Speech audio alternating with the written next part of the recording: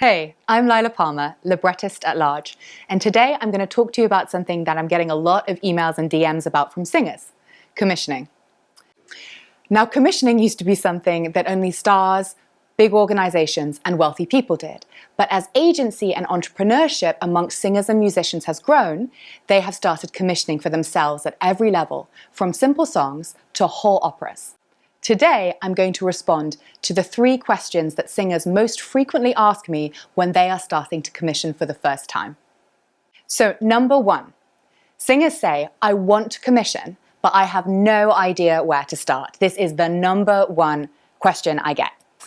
So, commissioning can seem daunting when you have no idea what's involved in terms of time, resources, and budget.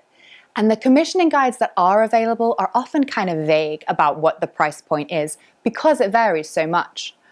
So my first piece of advice is find a mentor in the industry who has experience in this area and get them to show you the ropes. It will save you so much time and stress to have a guide. Coffee is a powerful tool, so use it. When I'm commissioned by a singer, it's often not only the first time they're commissioning, but the first time they're producing work, which is a related and entirely separate skill.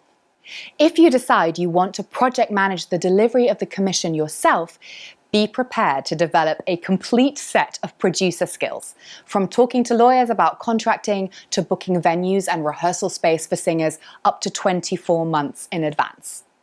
You may decide that you want an experienced freelance producer to help you, and there's no shade in that. Experienced producers on small indie projects often work like project managers to help you manage workflow and keep you accountable.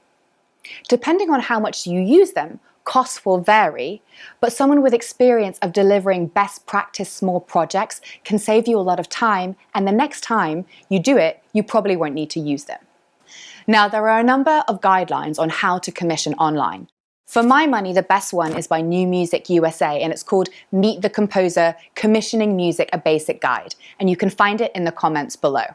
Read up as much as possible and then tap your contacts about current commissioning protocols and fees in the specific area you're wanting to commission in. For example, art form, because all the guidelines slightly vary and you want to seem in the know. Side note, there are wonderful communities for new music and commissioning on Facebook that you can join. Do read the conversations, ask questions, and make contacts.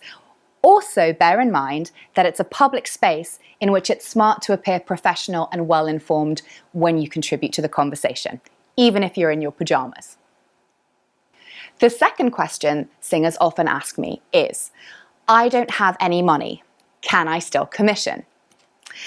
Well, yes, but you have to be really savvy about it. And if you have no upfront funding at all, you must be flexible.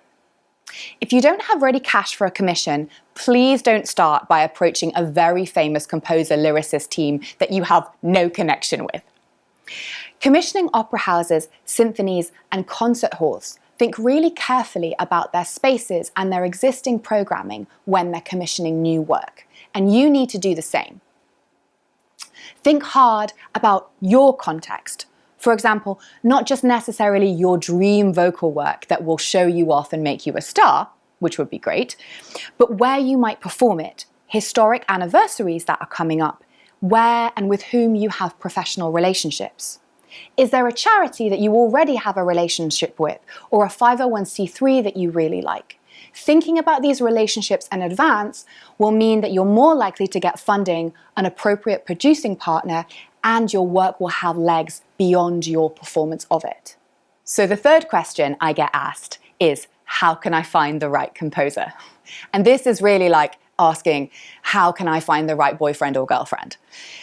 Put in the hours at home and everywhere you can meet emerging composers. It's entirely about your taste. We live in an age where almost every composer has a lot of work online. Use that resource. Go down the rabbit hole. As a singer, look for composers who write a style that you want to sing, because as the commissioner, your taste has power. There are as many types of compositional style as there are voices, so use the resources out there. Follow them on SoundCloud, listen to their podcast, show up to their events. Don't stalk them, but think about them As a holistic creative, you're not just looking for a composer, you're looking for a collaborator. So now we've covered the 3 most frequent questions, I'm going to add 3 suggestions that I hope you'll find useful. So number 1, remember that this is your passion project, but it's someone else's business and they're living, so don't ask them to work for free. Do offer the best you can financially and be upfront about what that is. Honesty and the respect of offering up what you have to another artist is really powerful. You're honoring them and yourself by investing in making a work together. Number 2, do put it in writing. Goodwill is great, but contracts are enforceable. So do not be tempted to skip this step ever, because it will cost you more money in the long run to do so. Number 3, remember the 3 P's of why people take on any project: passion, people, and payment. Try to offer all 3, but at least one. Thank you for joining me today. If you've enjoyed the content and want more of it, subscribe to my YouTube channel, Librettist at Large, follow me on Instagram, and check out my website, lilapalmer.com. If there are topics you want me to cover, let me know.